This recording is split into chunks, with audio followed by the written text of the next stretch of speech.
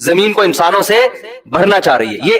یہ جو نسل بڑھانا ہے یا مرد اور عورت کا ملاپ ہے, یہ قدرت نے انسان کی رائے پہ نہیں رکھا, بلکہ انسان پر یہ مسلط کر دیا ہے کہ نہ چاہتے ہوئے بھی کرنا وہی پڑے گا جو خدا چاہتا ہے, جو نیچر چاہتی ہے.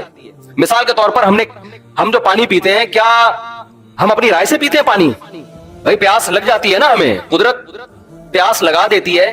پانی کتنا پینا ہے یہ قدرت نے ہمیں ہماری رائے پہ نہیں چھوڑا, ورنہ ڈاکٹروں میں اختلاف ہو جاتا. کچھ ڈاکٹر کہتے ہیں 10 گلاس پینا ہے, کچھ کہتے ہیں 5 گلاس پینا ہے, کوئی پینا ہی نہیں ہے.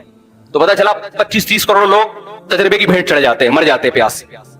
قدرت نے جو انتہائی ضروری چیزیں تھیں, جو آپ کی باڈی کے لیے بہت ضروری تھی, قدرت نے کہا سائنس تو ترقی کرے گی پتہ نہیں کروڑوں سال کے بعد, لاکھوں سال کے بعد جا کے, اور کچھ چیزوں کی ضرورت آدم علیہ السلام سے لے کے اب تک انسان کو ضروری رہی ہیں تو وہ ڈاکٹروں کی, حکیموں کی تحقیق پہ نہ رکھو.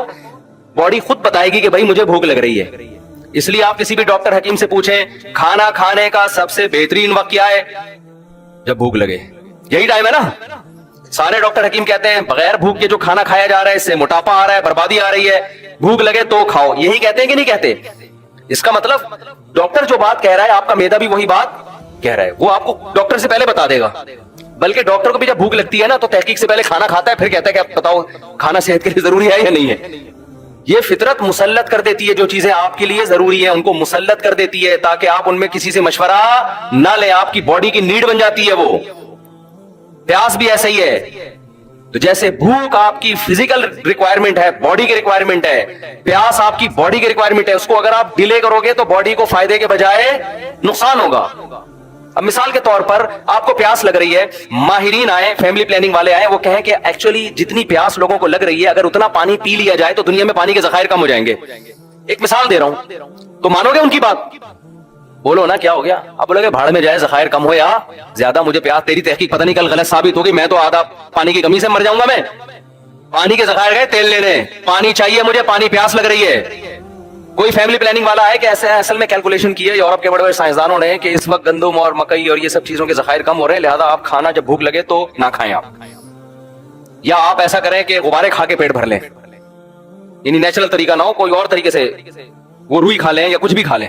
اب مانو گے اس کی بات؟ تمہاری ایسی کی تیسی یار, پیٹ بھرنا ہے بھائی ہم نے, یہ قدرت کو پتا ہے کہ کتنی روٹیاں پیدا کرنی ہے, کتنے, جب اس نے بھوک لگائی ہے تو انتظام کیا ہوگا نا, ورنہ تو یہ نظام ہی غلط ہے سارا. تو یاد رکھو جیسے بھوک لگنا باڈی کی ریکوائرمنٹ ہے, پیاس لگنا باڈی کی, تو ایسے ہی جو جسم میں سیکس کی ایک خواہش پیدا ہوتی ہے یہ بھی آپ کی باڈی کی ریکوائرمنٹ ہے. یہ ہندو کو بھی ہوگی, مسلم کو بھی ہوگی, عیسائی کو بھی ہوگی, حضرت جی کو بھی ہوگی, مفتی صاحب کو بھی ہوگی, ایک چور کو بھی ہوگی. اس میں بزرگ بعد میں ہوتے ہیں, مفتی صاحب آدمی کیا ہوتے ہیں؟ بولو نا پہلے ہوتے ہیں. یہ ہر آدمی کا ہے, یہ باڈی کی ہے, باڈی کی نیڈ ہے. تو جب خدا نے آپ کی بھوک لگائی تو روٹی کا انتظام کیا اس نے نا, بارشیں برسا کے, نباتات پیدا کر کے. تو مرد کو جب اللہ نے شہوت کی بھوک لگائی تو اس کے لیے عورت کا انتظام اللہ نے کیا. عورت کو جب شہوت کی بھوک لگی تو اس کے لیے مرد کا انتظام خدا نے کیا. اب یہ دونوں کا ملاپ ہوگا اور اس کے نتیجے میں آٹومیٹیکلی بچے پیدا ہوں گے. ان میں کسی بھی پروسیس کو آپ نے روکنے کی کوشش کی تو فیملی پلاننگ والے تو خوش ہو جائیں گے, انسانیت کا بھی بیڑا غرق ہوگا اور خدا بھی ناراض ہوگا.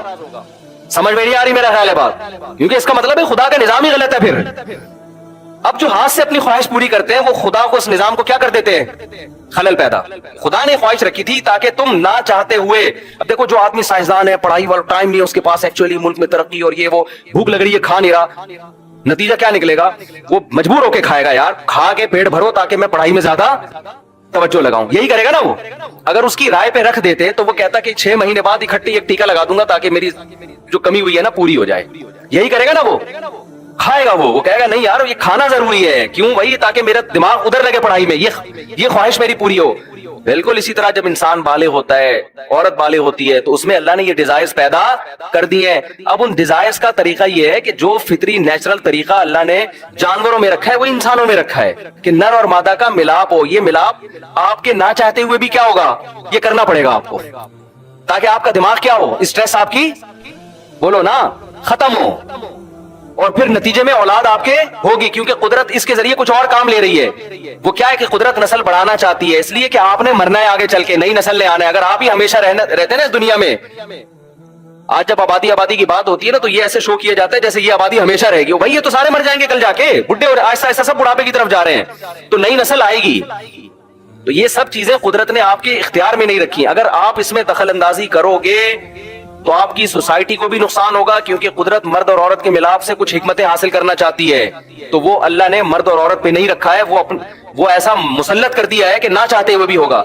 تو اگر آپ زنا کی طرف جاؤ گے یا آپ ہاتھ سے خواہشات پوری کرو گے تو قدرت کا وہ نظام کیا ہوگا, الٹا ہو جائے گا, وہ خراب جیسے کہ ہو رہا ہے. لڑکیاں گھروں میں بیٹھی بیٹھی بڈیاں ہو رہی ہیں اور لڑکے یہ کام کر رہے ہیں بیٹھ کے, ان کی خواہش یہاں سے پوری ہو رہی ہے تو وہ شادی کہاں کریں گے, وہ بھی ڈپریشن میں جا رہی ہیں, یہ بھی ڈپریشن میں جا رہا ہے, ایک سارا ستیہ ناش کر دیا پورے نظام کا.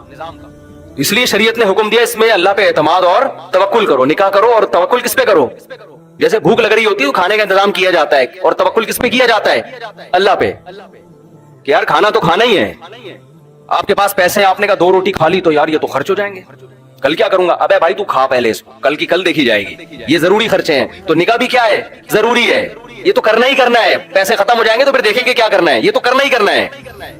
سمجھ میں نہیں آ رہی تو رہنے تو جیسے چل لو, ٹھیک ہے پھر صحیح ہے. اور میں آخر میں ایک بات کہتا ہوں, مجھے پتا ہے نوجوانوں کو جب اس کی عادت پڑتی ہے تو یہ گناہ چھوڑنا آسان نہیں ہوتا, مشکل ہوتا ہے, یہ میں مانتا ہوں. جن کو لت پڑی ہے نا اس کی وہ آسانی سے نہیں چھوٹتا, تو بھائی کوشش تو کرو نا چھوڑنے کی, جب ہو جائے توبہ کرو, کچھ صدقہ خیرات کرو. اس کا فائدہ یہ ہوتا ہے کہ اگر آپ توبہ کرتے رہے, گناہ چھوڑنے کی کوشش کرتے رہے, تو ختم نہیں بھی ہوا نا, کم از کم وہیں رک جاؤ گے آپ. اگر توبہ نہیں کی, چھوڑنے کی کوشش نہیں کی, تو جو یہ کام کرتے ہیں اگلا اسٹیپ ان کا اس سے آگے ہوتا ہے, پھر یہاں رکتے نہیں ہیں. وہ سمجھ لو ڈاکٹروں کی خوش فہمی ہے کہ لڑکوں کو اس کام پہ لگا دیا اور وہ سمجھے کہ یہی ہوگا, ایسا نہیں ہوتا ڈاکٹر صاحب.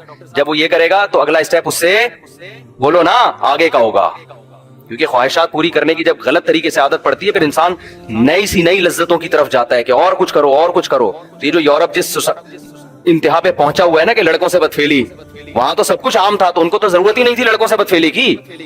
تو یہ اسی وجہ سے تو پہنچا ہے کہ ان کے ڈاکٹروں نے پروموٹ کیا ان چیزوں کو. تو اس لیے ڈاکٹر کی بات ضرور سنا کریں, ہم کوئی ڈاکٹر نہیں ہیں, ڈاکٹروں کی باتیں ڈاکٹروں سے ہی پوچھی جائیں گی. جب معین اختر نے سے پوچھا تھا کہ ماموں کیا کرتے ہیں تو انہوں نے کہا ماموں کی باتیں کس سے پوچھی جائیں گی, ماموں سے. تو اسی طرح ڈاکٹروں کی باتیں ڈاکٹروں سے ہی, لیکن کچھ چیزیں 2 اور 2 4 کی طرح واضح ہوتی ہیں. ہاں کچھ چیزیں واضح نہیں ہیں, وہ تو ڈاکٹر ہی بتائیں گے فارمی مرغی کھانی چاہیے کہ نہیں کھانی چاہیے, دیسی مرغی کھانی چاہیے, دیسی انڈا کھائے, فارمی انڈا کھائے. اب اس میں بڑی مختلف قسم کی آ رہے ہیں, ہم نے بولنا ہی چھوڑ دیا اس پہ, بھائی ہمیں نہیں پتا ڈاکٹر, کیونکہ ڈاکٹروں میں اتنا اختلاف ہے.